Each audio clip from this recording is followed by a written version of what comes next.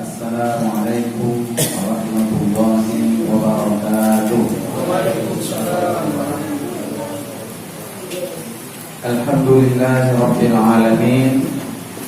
Wassalatu wassalamu ala man ba'athahu rahmatan lil alamin, nabiyyina Muhammadin wa ala alihi wa sahbihi wa man sara ala nahjihi wa jahada fi sabilihi ila yaumiddin.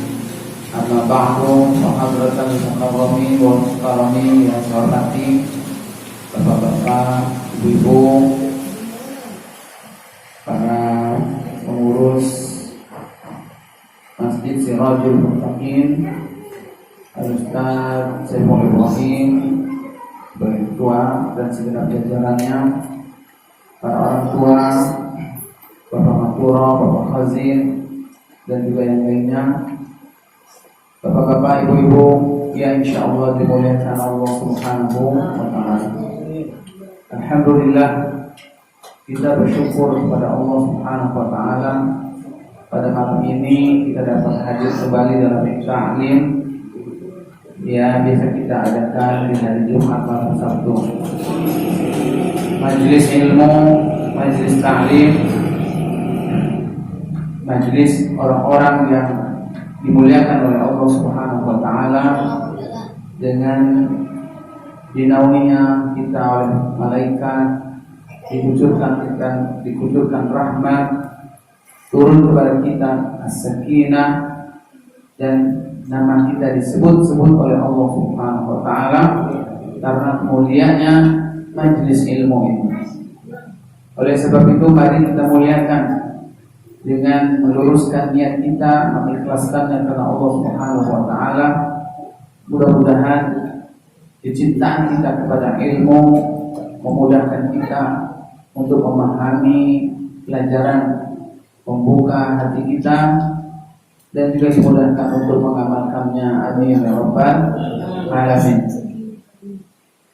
Bapak Ibu, para jemaah sekalian, kita akan lanjutkan kembali pembahasan dari tafsir Al-Quran yang kita ambil dari tafsir Taisirul Karim Ar-Rahman di tafsir Kalamil Mannan yang dikenal dengan tafsir karya Abdurrahman As-Sa'di. Kita masuk ke ayat yang ke-21 ya. Terakhir kita bahas kemarin ayat yang ke-20, pembahasan terakhir tentang orang-orang munafik. Perumpamaan yang Allah buat agar kita memahami, mengenal siapa itu orang munafik dan bahayanya. Dan dengan selesainya ayat 20 tadi, maka selesailah 3 macam kelompok manusia yang Allah sebutkan di awal surat Al-Baqarah ini. Yaitu yang pertama adalah orang-orang yang beriman, dan kedua adalah orang-orang kafir, dan yang ketiga adalah orang-orang munafik. Nah, setelah Allah menjelaskan 3 tipe manusia di awal surat Al-Baqarah ini, Allah melanjutkan pada ayat yang ke-21, di mana ayat ini merupakan ayat yang pertama yang isinya adalah perintah dari Allah untuk kita. Jadi ayat yang pertama kali yang bentuknya adalah perintah dari Allah buat kita berdasarkan urutan ayat di dalam mushaf Al-Quran, dari surat Al-Fatihah, surat Al-Baqarah ya, ayat 1, 2, 3, 4 itu belum ada perintah saja. Kita belum diperintah, masih isinya adalah penjelasan tentang macam-macam manusia. Nah, perintah yang pertama di ayat 21, perintah apa? A'udzubillahi minasyaitonir rajim. Bismillahirrahmanirrahim. Ya ayyuhan nas, wahai orang-orang, wahai manusia. Ya ayyuhan nas, yang dipanggil siapa? Manusia. Siapa manusia berarti ini, Pak? meliputi 3 macam kelompok tadi. Mau yang beriman kek, mau yang kafir kek, mau yang munafik kek, mau yang kakek. Dipanggil semuanya ya ayuhan. Nah, ini manusia semua kan? Maka kita dipanggil semuanya. Ada yang ada manusia yang nggak kelihatan. Ada juga di sini. Banyak di atas nanti ikut dengerin. Semut. Jadi para jamaah, ya ayuhan nas, wahai manusia, ada apa nih kita dipanggil? Nah, perintahnya adalah u'budu rabbakum. Yakni u'budu artinya apa? Sembahlah. Ini al-ibadah. Yang dimaksud sembah di sini adalah beribadah yang maknanya umum. Beribadah yakni al-jami'ah, yang meliputi al-imtithal awamirillah, perintah Allah, wajtinab nawahi, dan menjauhi larangan Allah. Ismun likulli jami'in, semua nama apa saja, lima yuhibbuhullah wa yarda, apa yang dicintai oleh Allah itu namanya ibadah. Jadi maknanya luas, bukan cuma sholat, bukan cuma zakat, puasa, baca Quran. Apa saja kesalahan itu dicintai oleh Allah, maka itu namanya ibadah. So, beribadah kalian kepada Allah. Alladzi khalaqakum, yang telah menciptakan kamu, walladzina min qablikum, dan orang-orang sebelum kamu. Ya, menciptakan kamu, ini manusia semuanya, mau yang kafir, mau yang beriman, dan juga orang-orang sebelum kamu. Di sini ada penekanan pada jamaah bahwasanya keyakinan kita akan siapakah Rabb, tauhid rububiyah. Ya, tauhid rububiyah. Siapa yang menciptakan kita dan orang-orang sebelum kita. Bahwa yang menciptakan kita bukan emak bapak kita. Karena emak bapak kita kan orang-orang sebelum kita. Kakek, nenek kita orang sebelum kita. Berdasarkan ayat ini yang menciptakan kita dan juga emak bapak kita adalah Allah. Tidak mungkin sesuatu yang diciptakan dia menciptakan juga. La'allakum tattaqun, tujuan dari kenapa kita menyembah Allah adalah agar kita menjadi orang yang bertakwa. Nah, yang menarik para jamaah, di dalam ayat ini Allah Subhanahu wa taala memerintahkan kita dengan u'budu, suruh beribadah. Jadi beribadah ini tugas orang yang beriman doang atau khusus buat orang yang beriman doang atau termasuk orang kafir? Semua manusia diperintah untuk beribadah. Yang beriman dikasih pahala, yang tidak mau beribadah dapat dosa. Ya. Kenapa Allah menyebutnya dengan Rabbakum? U'budu Rabbakum. Kenapa bukan U'budullah? Sebut aja Allah, sembahlah Allah. Tapi Allah menyebut nama dirinya dengan Rabbakum.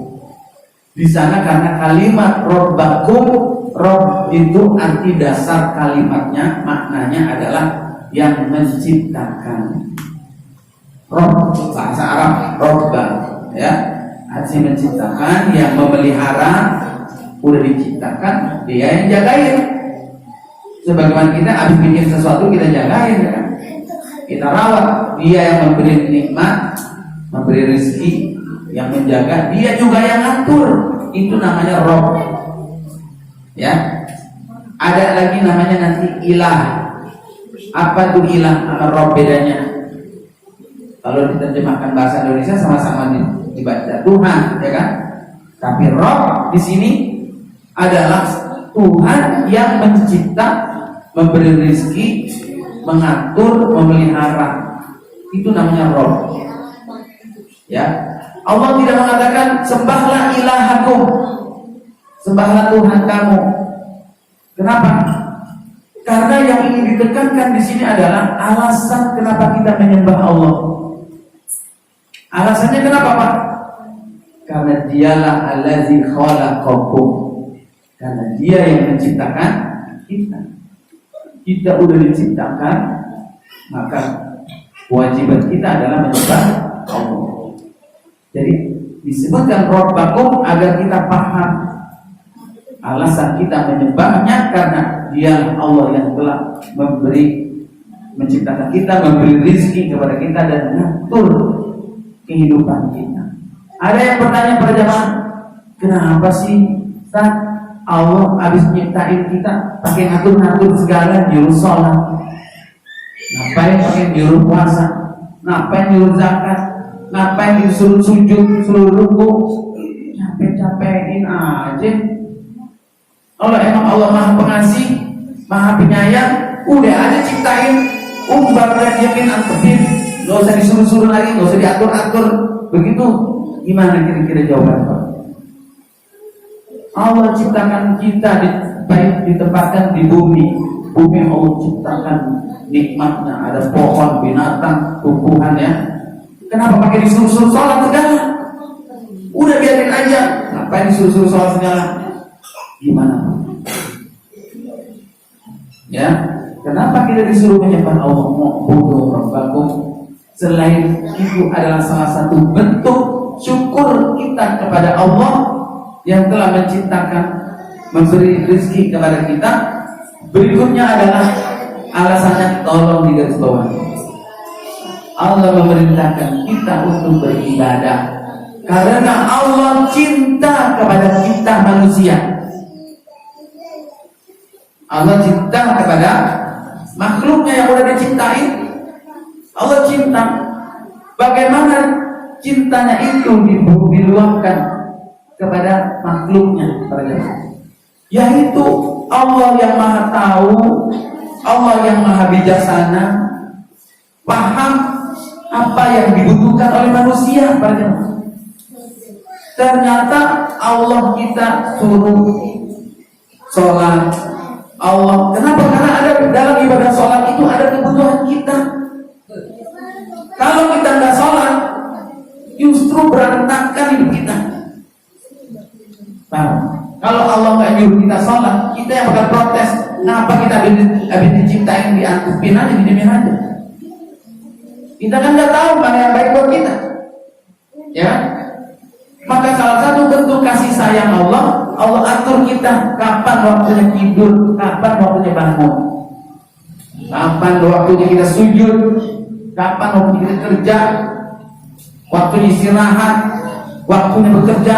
Allah buat dalam peraturan-peraturan itu. Siapa yang menjalankannya, maka manusia akan mendapatkan kebahagiaannya. Jadi jangan merasa marah, merasa sewot, merasa keberatan kalau diperintah, diatur-atur sama Allah. Karena ibadah yang Allah perintah kepada kita sesungguhnya itu adalah bermanfaat buat kita. Ya, kita punya anak, bisa lahirin, tuh anak baik, malah gede. Disuruh-suruh sama kita. Oh, udah malam tidur. Kenapa ibu kita, orang tua kita nyuruh tidur? Kalau tuh anak protes, ngapain sih nyuruh-nyuruh segala, Pak? Biarin aja, Pak. Gua udah dilahirin, udah gede begini, biarin aja, gak usah nyuruh-nyuruh. Iya, tuh anak nggak tahu mana yang baik buat dia. Ya, makannya apa yang dimakan diarahin sama bapaknya, sama ibunya. Nah, kamu harus begini, kamu harus begitu, harus begini, jangan begitu ya, jangan begini ya. Itu tanda apa? Saya. Jadi jangan kita diperintah oleh Allah, dilarang oleh Allah, kita protes. Ya ayyuhan nas, kita disuruh beribadah. Wa ma khalaqtul jinna wal insa illa liya'budun. Tidaklah aku menciptakan jin dan manusia melainkan agar bisa beribadah. Kita butuh apa, Pak? Butuh sehat, butuh rezeki, beribadah aja sama Allah, Allah atur rezeki kita. Beribadah saja kepada Allah yang benar, Allah bikin kita sehat. Bayangkan Mas, kalau nggak ada larangan, nggak ada perintah, manusia makan main seenak-enaknya aja, gimana jadinya? Asal demen sama perempuan, sikat aja nyosor aja, nggak ada hukum yang namanya lah. Apa namanya menikah, dosa, jangan berzina, kalau merusak masa tentang masyarakat. Dibuat sama Allah. Oh, bodoh. Lalu kemudian perintah beribadah kepada Allah dalam ayat tersebut maksudnya para jemaah adalah bukan cuma sekedar beribadah, tapi juga mentauhidkan, yakni mengesahkan Allah. Jadi kita beribadah, taat, tunduk hanya kepada Allah saja, jangan kepada yang lainnya. Jangan mendua, apalagi mentega, apalagi mentiga. Jangan selingkuh. Tauhidkan Allah. Gak cukup kita cuma sujud, rukuk sama Allah saja, tapi kita percaya sama dukun, kita nyembah keris, percaya sama pohon, ramah. Boleh. Kenapa? Hanya kepada Allah saja maknanya. Lihat ayat lanjutan. Karena yang menciptakan kita itu adalah hanya Allah saja. Kita dan orang-orang sebelum kita kata Allah, katakan la'allakum tattaqun, agar kamu bertakwa. Bertakwa maksudnya apa, teman-teman? Bertakwa adalah kita dapat melindungi diri kita. Takwa itu artinya tameng. Orang bertakwa itu artinya dia punya tameng. Takwa itu adalah melindungi dirinya dari perkara yang dia tidak suka, perkara yang membahayakan dia. Melindungi dirinya dari murka Allah, melindungi dirinya dari neraka. Itu namanya bertakwa. Caranya bagaimana? Taati Allah, jalankan perintahnya, jauhi larangannya, maka itu orang yang bertakwa. La'allakum tattaqun. Lalu Allah katakan dia, kenapa hanya menyembah Allah saja? Alladzi ja'ala lakumul ardha firasya. Dia Allah yang telah menjadikan buat kamu bumi firasya sebagai firash. Firash itu sebagai alas, kasur, sebagai hamparan. Bumi itu dibuat oleh Allah seperti hamparan. Firasya, kata Syekh As-Sa'di di sini, yakni maksudnya firasya tastaqirruna 'alaiha. Allah buat bumi itu dasar sehingga kita bisa berdiri di atasnya. Tastaqirruna 'alaiha. Dia kata itu turunan, kita diri di sini bisa nggak? Kenapa nggak ngelinding? Tanjakan, dirinya bisa kan? Lalu ngejatuh. Tastaqirruna 'alaiha. Bisa bikin rumah di lereng? Bisa kan? Bisa. Tastaqirruna 'alaiha. Biar kata ada tanjakan apa turunan, dia bisa. Tastaqirruna 'alaiha wa tantafi'una bil abniyah. Kamu bisa membangun bangunan ya di atas bumi ini. Waz-zira'ah wal hirata, kamu bisa bercocok tanam, bertani. Was-suluk min mahallin ila mahall, jalan pindah dari satu tempat ke tempat yang lainnya. Wa ghairu dzalika min anwa'il intifa'i biha, dan yang lain macam-macam kita manfaatkan bumi tersebut. Pikirin, suruh kita bertadabbur, tafakur tentang ayat alam bumi ini. Padahal kalau kita tanya, bumi itu berputar kan? Kenceng. Harusnya mambrak laur dulu. Kalau bahasa kita mambrak laur yang ada di atasnya. Mambrak laur tahu-tahuan. Motor di atasnya dong, yang sono dan sono. Tapi ternyata kita duduk tenang, gak goncang. Coba kita naik bis aja dah, yang gampang bis. Dan diri aja kan itu ini bis ya, yang jalan itu doang. Tapi bumi itu bumi kita lihat bulan, kenapa yang di bawahnya toh? Ya kan? Tapi nggak bisa tidak. Semuanya rata seperti seorang hamba. Sirasya. Siapa yang bikin? Tidak ada yang lain kan Allah. Wassamaa binaa, dan langit sebagai binaa, sebagai bangunan.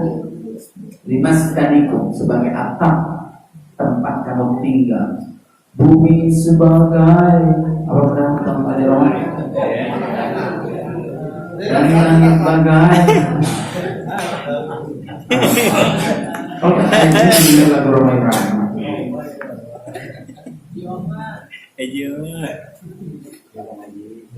Ba'uda abiha minal manafi, dan Allah tinggalkan di dalam langit tersebut ada manfaatnya. Semua itu adalah untuk apa? Min daruratikum, untuk kebutuhan kita yang mendesak. Kalau Allah cuma ciptakan bumi saja, nggak ada langit, nggak bisa kita tinggal.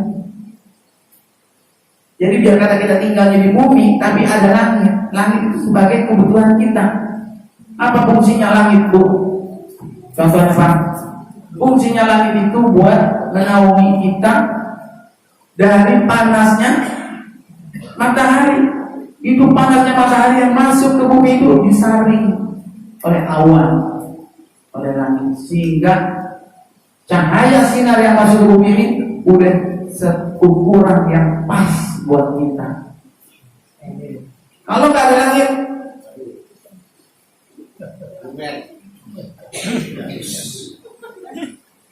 min daruratikum wa hajatikum, dan juga kebutuhan-kebutuhan kita Allah siapkan di sana. Ada asyams, matahari, bulan, dan juga bintang.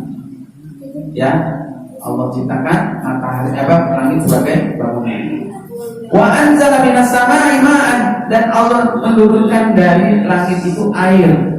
Wa akhraja bihi minas samarat, dari air yang turun dari langit kemudian tumbuhlah as-samarat, yaitu apa? Buah as-samarat yang banyak sekali. Rizqan lakum, sebagai rezeki buat rezeki buat kita. Wala taj'alu lillahi andada, maka ujung ayat ini melarang kita, janganlah kamu menjadikan sekutu-sekutu buat Allah. Wala taj'alu lillah, awalnya memerintahkan kita untuk beribadah, ujungnya melarang kita untuk bersekutu. Ya, artinya apa para jamaah? Karena hanya Allah yang menciptakan bumi, menciptakan langit, menurunkan hujan, hanya Allah saja, maka seharusnya kita menyembah hanya kepada Allah. Siapa yang ngasih kita rezeki? Dia Allah. Para taj'alu lillahi andada, jangan berdua, jangan kamu menyembah keris, jangan kamu menyembah apalagi sih yang bisa disembah? Kaleng, pohon, batu, apa saja dianggapnya yang memberi rezeki itu ternyata siapa? Kerisnya, batu cincinnya, segala macam. Dia cuma hiasan doang, nggak punya manfaat kecuali Allah yang memberi manfaatnya. Paling sih kalau mentok pintu mikrolet berhenti juga sih, berhenti mobil otomatis tuh. Ajaib juga tuh cincinnya. Kalau kita pakai, kita stop, berhenti tuh mobil mikrolet. Cuma kata orang nono ya. Yang memberi rezeki adalah Allah. Jangan sandarkan kepada siapa-siapa. Itu aja tugas kita. Mana taj'alu lillahi andada, maka tidak cukup kita cuma menyembah Allah saja tanpa kita meninggalkan selain Allah. Kalau kita menyembah Allah taat, alhamdulillah ke masjid, tapi ternyata dia masih percaya ada yang memberi rezeki selain Allah. Nah cukup kalau berdasarkan ayat ini, Pak. Belum cukup, belum kita menjadi hamba Allah yang benar. maka hilangkan semua itu padamu. Jangan ada lagi keyakinan kita. Mantapkan, cukuplah Allah semata. Yang memberi rezeki kita bukan pelanggan kita, bukan konsumen yang belanja sama kita. Kenapa? Sebab dia belanja sama kita juga lagi nyari untung ya. Bukan ngasih untung kita ya, dia juga lagi nyari untung sama-samanya kita. Maka bukan dia yang ngasih kita rezeki, bukan juga bos kita, bukan pimpinan kita, atasan kita. Kenapa? Karena atasan kita juga dapat manfaat dari kita ya. Kita kerja dia jadi untung juga, dia juga dapat ngarepin dari atasannya juga. Tidak ada. Jadi yang memberikan hanya Allah. Hati-hati ini saya ingatkan. Di belakangan ini nih, pas banget ayatnya. Ini kita berada di bulan Safar. Bulan Safar itu bulan yang keberapa? Bulan yang kedua. Bulan yang pertamanya adalah bulan Haram. Di dalam keyakinan orang-orang jahiliyah dulu, bulan Safar ini dianggap sebagai bulan siam. Masih ada yang dengar kan orang-orang tua kita juga ngomong gitu, bulan Safar itu bulan siam. Artinya orang-orang jahiliyah dulu menganggap banyak bencana petaka itu turun musibah di bulan Safar. Wabil khusus di hari Rabu pekan ke-4,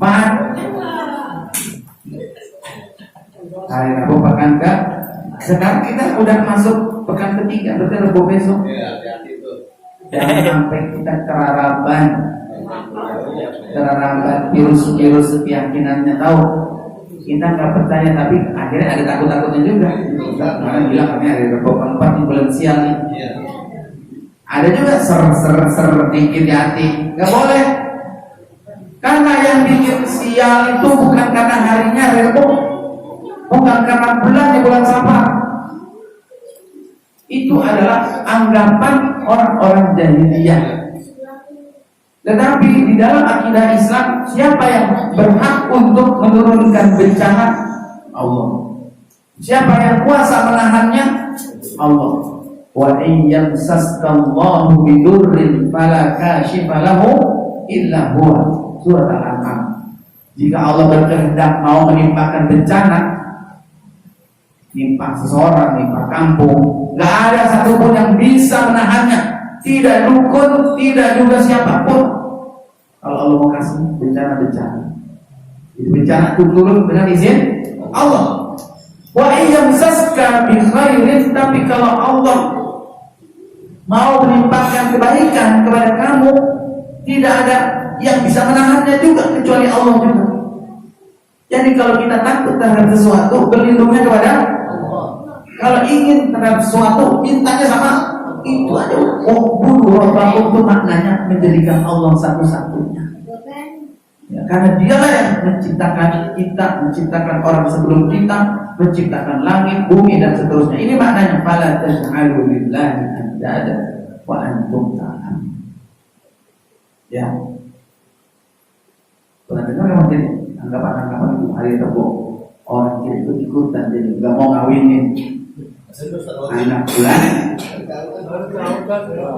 Hah? Tahu sekarang. Tahu sekarang. Tahu sekarang. Dulu nggak tahu. Masya Allah. Karena ada yang mengatakan betul. Mungkin nggak lewat hari kali. Soalnya ada yang ngomong gitu. Ada nggak mau ngawinin anak di bulan Safar. Karena ikutan keyakinan seseorang. Kenapa sih nggak mau? Sesuatu yang nggak ada hubungannya kan jadi kayak orang. Akal sehat kita ini jadi tidak berfungsi. Begitu lagi ngawinin, mendung, tahu mendung, bulan, mau hujan, apa yang dikerjain orang? Ngapain? Ditusuk.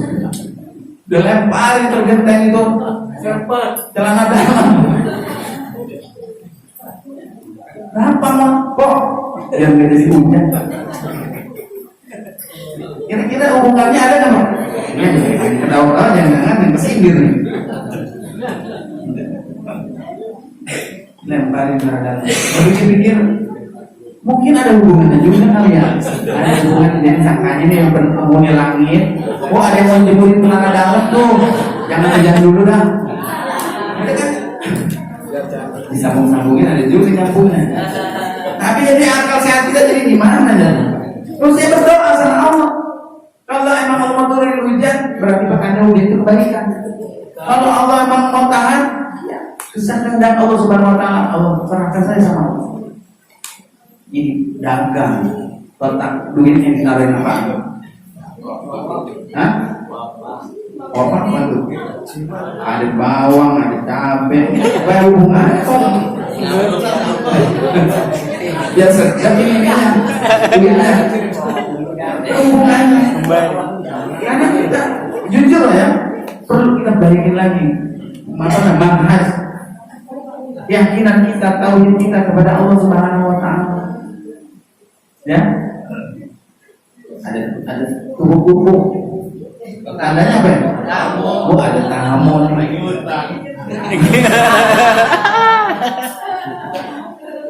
Apa hubungannya ada kupu-kupu dan tamu? Ya kan? Kemudian lewat batu. ngapain dia? Ngantongin batu.